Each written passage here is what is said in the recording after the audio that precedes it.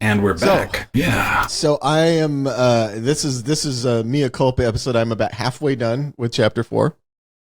All right. I have not written the first person attack at the house, The farmhouse portion. The farmhouse attack. Okay. Yeah. My only excuse is that I was focused on the copy edits, and there was. Let's okay. So if we're going to talk about stuff, okay. Let's talk about since this is mostly us talking about what it is to be writers. So there's many. We're talking directly to the audience at this point. This is Daniel already knows everything that I'm about to say. There's many phases to delivering a novel. One of those phases is you've delivered the novel. Your editor, your actual editor, has sent you a bunch of notes saying, here's what we like about it. Here's the things we think could be better. Here's some changes we propose. And these tend to be not sentence level changes. These tend to be large structural changes. For example, in this book, the one we just turned in, our editor thought that there was a couple of page narrative passage that would be better if we moved it back further in the chapter. So we basically cut an entire couple pages and moved it to a different point in that same chapter. Thought that would be a stronger opening. And so it's big stuff like that. It's not like, I think this line of dialogue could be better. It's almost never that. And we actually wound up cutting an entire chapter out of the first draft, just because it was. And again, that was the editor. That was a note we got from a number of people. And we both felt the same way about it. So we cut an entire chapter and took the pieces of that chapter that mattered and sort of put them in elsewhere. A later chapter. Yeah.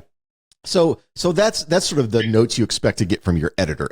We've never gotten a note from an editor saying this line of dialogue should be different. It's never at that level. I have gotten that from my first editor back at Tor was a neat freak about that kind of stuff. So he would do the big structural things, and he'd send it back, and I'd make the changes, and I'd send him back, and he'd agree with some of them, and then he'd perseverate on a few of them, and we'd like going back and forth until we were having like knockdown, drag out fights about a comma in chapter 20, and that was it. So it varies a lot by the editor that you wind up with. Our present editor is not like that. The editors we have in Orbit are not like that. Yeah. And the guy we have right now is really good. Named Bradley. Yeah, I thought his note about moving that one passage he was dead right about that. Yeah. And not all I of thought our that was editors, a very strong change. Not all of our editors have been very hands-on. This guy's actually really good. Yeah, he's actually paying attention. Yeah. Not that the other ones haven't. We love you guys, but this guy's really good. So I wasn't comparing him to the other Orbit editors. I'm comparing to editors in general. Yes, all you other editors. He's actually paying attention. It's nice to have an editor who pays attention rather than an editor who doesn't pay attention. Because we have many friends who are writers, and their conversation about their editors sometimes is a little. And I can defend them, but why don't you finish saying what you're saying, and I'll loop back. I was just talking about in general. So once that piece of it is done and they have accepted the novel, they've said, yes, this is a novel we plan to publish. A number of things happen. One of those things is if you're on a three-way split advance, which we always have been with Orbit, that when they give you the advance for the book, they split it up into 3 chunks. And the first chunk they give you when you sign the contract that says you're giving them the book. They give you the first third. The second third they give you after they have accepted the book. So once they've gotten a book and said, yes, we plan to publish this book, they give you the second third. And then when they actually publish the book on publication day, you get the final third, is sort of the way they break it up. So when you get your editor's notes, you make the changes that you want to make based on those notes, and they say, and they agree, we are going to publish this book, you get your second third of the advance. So the other thing that gets triggered is all the production stuff starts happening. And so now they're, and some of this stuff could have happened before, but all of it definitely happens now. They start working on what the cover art is. They start working on what the cover design is. They start working on what the internal design of the book will be. Daniel just disappeared, but I'm going to keep talking. What What does the font look like? All of this sort of internal design stuff happens. And one of those production things is the copy edit of the book, where they go through and they check the book for spelling and grammar and punctuation and indentations at the right points and page breaks at the right points and line breaks at the right points and all of that stuff. So I've just spent the last few days or last week or so going through the copy edits on the newest book. Still there, Daniel? I'm here. Can you hear me? Okay. I can hear you. I just can't see you. I think maybe very you're pretty. I think maybe you're and Joseph disappeared too. Yeah, he came back, but he's pretty pixelated. It's raining. Okay. Anyway, so there's many different versions of what a copy edit can look like. And we've seen a variety in our time working together. Sometimes the copy editor is what I would call enthusiastic, overly enthusiastic.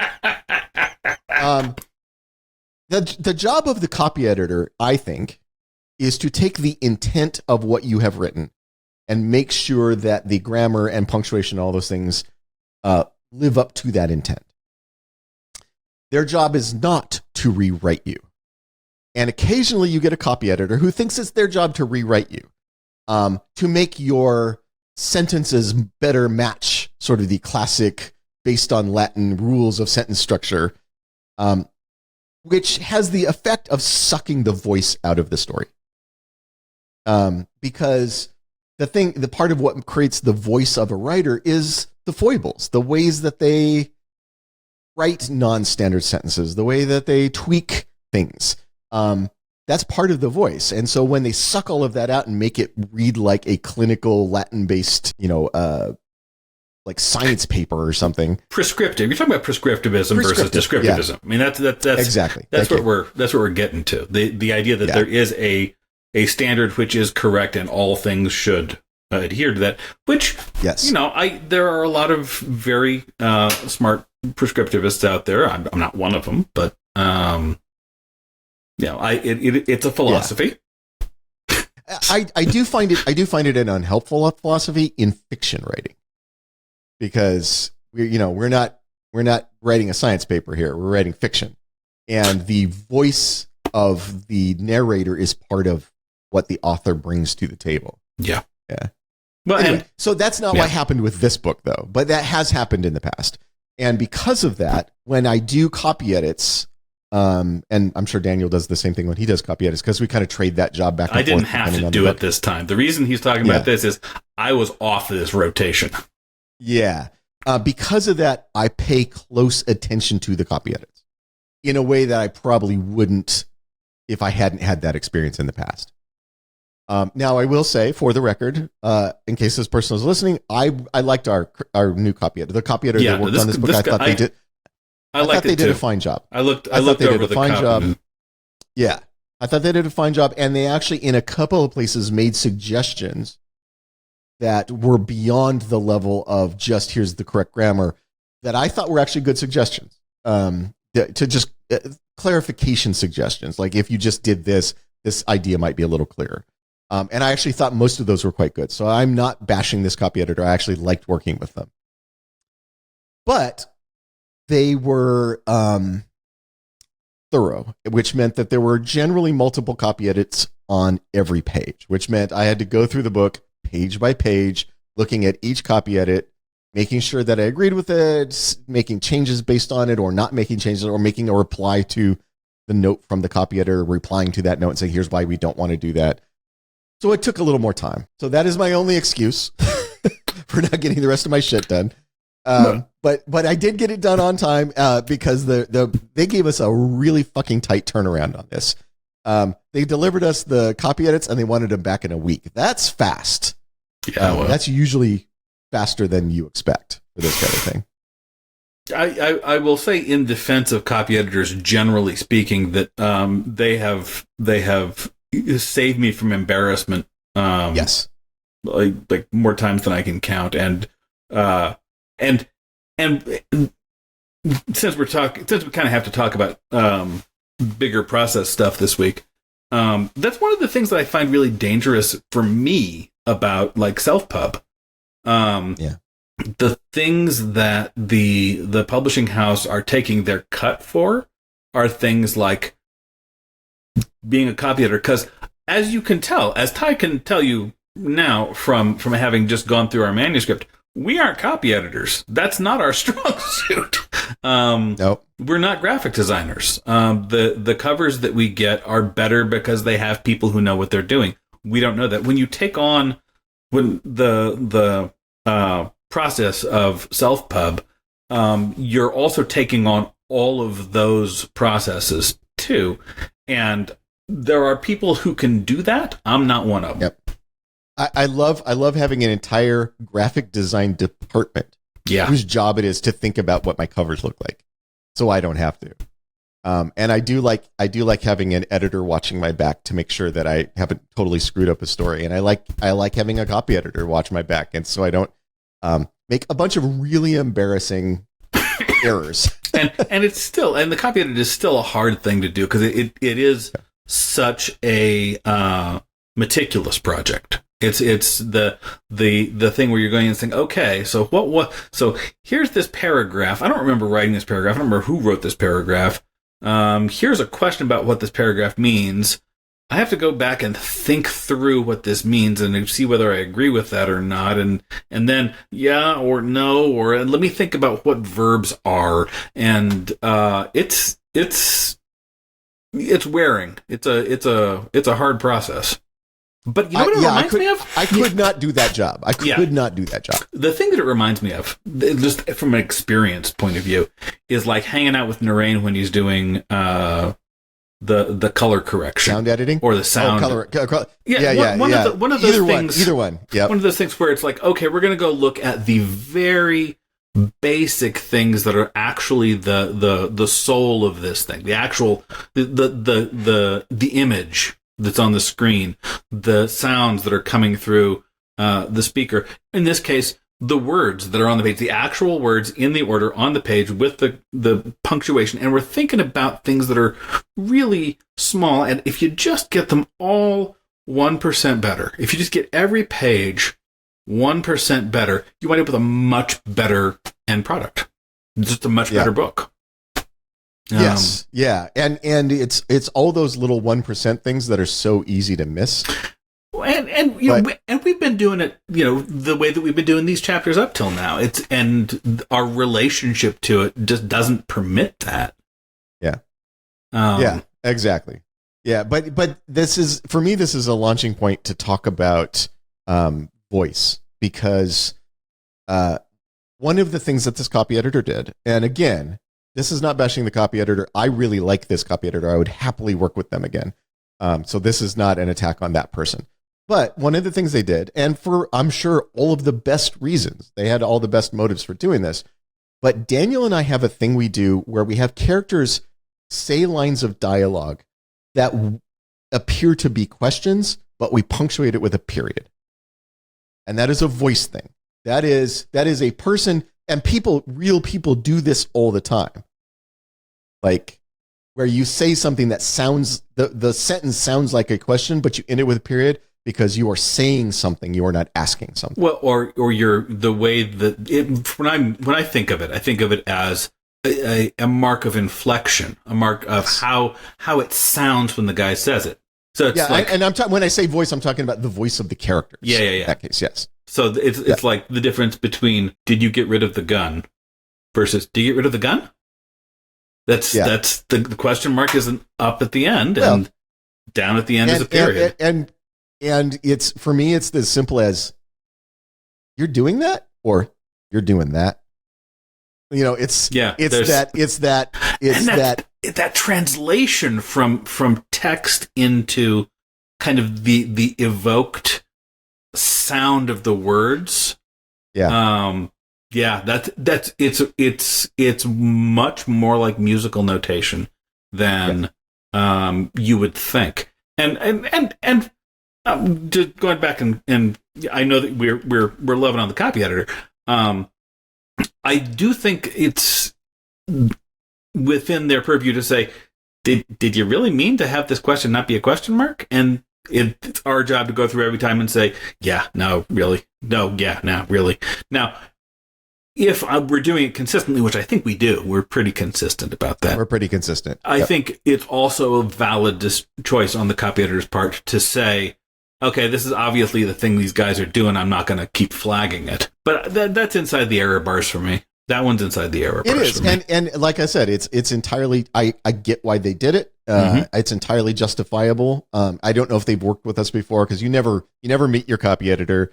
You never know who they are. Because we're cranky bastards. Writers are terrible Have we worked people. with this person before? I don't know. I don't know. Yeah, so there's no way to know that. But it is, the reason I'm talking about this is because as a prose writer, you have so few ways to signal things like that to the reader. We have the words on the page, and we have, and the punctuation. To some degree, punctuate, and I'm including in punctuation things like italicizing. So you have the words, you have and you got to be very careful with this, because a lot of writers go crazy with italics, and I think that's self-defeating as well. Or M dashes. And then you have the punctuation at the end of sentences to signal to the reader. And so things like using periods instead of question marks for certain kinds of statements to give a certain kind of sound to that sentence when the reader reads it. That's some of the very few ways we have to do that. Well, and this is one of those things that's, I think, going back to the narrating and the color correction, those things, do you end this sentence with a question mark because it is a question, or do you end it with a period because of how they're speaking it? Do you put the M dash? How do you set the flag for dialogue so that it matches the pause in the way they speak? That's one of my favorites, where he's like, I don't know, he said, maybe we should go this way. Yeah. That's because I don't know. Maybe we should go this way. The he said fits right in there, and then there's the pause, and it fits and it flows, and it's nice. And all of those little tricks are they're small and they're easy to overlook, and they're easy to get wrong. And it's those are the 1%. Those are the little tiny 0.5% improvements. And but if you write a book and you go through a traditional publisher, if you make that choice and a publisher wants to buy your book, this is part of the process that you're going to have to go through, and it's and hopefully it's all very time consuming. I guess is what I'm saying. Hopefully we will be doing that with this one sometime next year or shortly thereafter. Right now, everything that we've done has been very first draft, and it's been very. I mean, there's, I'm sure, an infinite number of typos in what we already have, or an infinite number of little infelicities that aren't technically wrong, but maybe you could be better. Or the thing that Daniel and I both do, which is use the same word too many times. Still, how many times can you fit still in the same sentence or same paragraph? Happens. Yep. We apparently have the same brain tick, where once a word gets stuck in your head, brain just wants to keep using it over and over again. Yep. Fortunately, that's a thing that an editor will catch for you. And a copy editor. This copy editor did a nice job of saying, here's 3 instances of the same word. Do you want to change one of them so that you're not using it over and over again? Which I appreciate a great deal, and I appreciate that the copy editor makes us look smarter. It does. It does make us look smarter. So anyway, that's my excuse for not finishing my other work this week. Well, I didn't have anything on live to do list, so I get to feel smart or something. I don't know. Well, you get to feel responsible. You're the grown up in the room. Yeah. All right. It's great being the grown up. I enjoy it. The moral high ground is great. You can see lots of stuff from here. I enjoy it. But you did look through the copy edit that I sent back? But I did look through the copy edit. My next question is, do you agree with the dedication and acknowledgments? Because I just making that shit up. Honestly, I skipped over the dedication.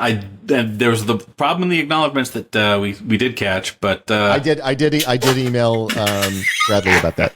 Yeah. No. The bad thing is when you have to copy edit your copy edits because you screwed stuff up. Yeah. Let me just actually pull that up. I'm on a computer, so. You should probably check the dedication. Like, people are going to assume you meant it too. Yeah. Those are hard. Yeah. Long, dramatic pause. I had to move over to a different mail program. Just in the, all of the stuff. When I killed my computer, and the new email program does not work like the old one did. Oh yeah. I'm going to tell stories on Daniel. So Daniel and I are in LA. We are, so did we already talk about you Mr. Beaning it up? Did that Feel free. up? I think you should have that conversation while I do this. No, I'm saying, did we already do that on here? I don't think so. Okay. So Daniel gets to, so this is our second trip to LA for basically the same reason. There's stuff going on. And so we had taken a trip to LA to meet with some people, and Daniel decided to fly out that morning, which was a terrible, terrible, terrible choice. So of course his plane got delayed. Of course it did. And so I and the other people in this meeting took the meeting without Daniel, and then he showed up for the lunch that happened afterwards. So we all gave him a hard time. It was a very good meeting. I everything I've heard about it says that it was very productive. Meeting. So this time we're all flying out to LA for a similar type thing, and everybody's saying, Daniel, you're going to fly out the day before this time, right? You're going to fly out the day before this time. So he does, and we all get there the day before, which is great for the meeting. And then Daniel sets his computer on the floor next to the bed he's staying in. Our friend, one of our friends, had a big house that they weren't using out there. They said, hey, use my house. So we all had rooms at this great house in LA. Daniel sets his computer on the floor next to his bed, along with the glass of water that he puts on the nightstand. And then at some point, was it like in the middle of the night? In the middle of the night, I was dreaming. I just rolled over, I whacked the thing, and then swatted the glass of water off of the end table into his computer sitting on the floor. Yes. Which we needed that computer. That was like, we were working. So I have a very nice new computer as a director. So we had to go out and buy a new computer. Yeah. And then there was like all these other things where like, somebody, a driver was coming to pick Daniel up at the house we were staying at, but it has a big gate, like a big metal wall. And gate. No little button that opens the gate. And there's no little button open. So at one point, Daniel's standing at the gate. The driver's on the other side of the gate, and there's no way for Daniel to get to him. Like, do I have to climb the fence now? So who was it that came up with? Was it Brecker and Rain that said that you were just Mr. Beaning it up? I believe that was you. I think me? As I recall, that said, when did Daniel turn into Mr. Bean? Was I think that was your line. Yeah. So that's why Daniel has a new computer with a new mail system on there. That doesn't do. I pulled it up. I checked that. Yes, I think that's entirely appropriate. Okay. I like both of those folks. Okay. All right. I just want to make sure that you agree. It was the thing that popped into my head. I just want to make sure you agree, and we're not. Yeah. And you're not going to go, oh no, we can't dedicate to that person. Recently, it came out that they were a Nazi pedophile. It happens more than you like. And you got to be aware. Yeah, no, there's some great writers there's some fantastic writers who then years later you go, oh yeah, it turns out through the whole 50s they were a Nazi. Yeah, damn it. Is there anything we need to talk about with Chapter 4? I mean, we're talking about the process here. No, and my indignities, but no, the first half is very straightforward for me. Okay, it's the second half that I'm figuring out sort of the voice of it, and that's taking me a little more time. It is a shift. I mean, it's just a matter of sitting down and getting through it and doing it. So I will definitely have that done before we talk next Wednesday. So before we talk next Wednesday, so you'll have a chance to go through it and do whatever pass you want to do. All right. So that will be done, and I'm out of excuses now. The copy edits are done. At some point we'll get excuses. It's fine. I mean, at some point we'll get galleys, but that'll be, I assume, a ways down the road. If we get galleys before Christmas, I will be shocked. I would be incredibly shocked. Yeah, that seems unlikely. All right, and I have Chapter 5 is on my plate, right? Yeah. So, yeah, but you were waiting for 4, so yeah, no, I'm still waiting for 4. But once I've done that, I can do the rewrite on 4 and dive into 5, and we'll see what happens. Okay. All right. Is there any other business stuff you need to take care of? Not on this. I don't think so. Yeah. Okay. So kind of a short episode this week, but we'll get back behind the plow. Blame me for that. I blame you for that. Yeah. Yeah. Everybody should. All right. Sounds good. I will see you here next week. All right.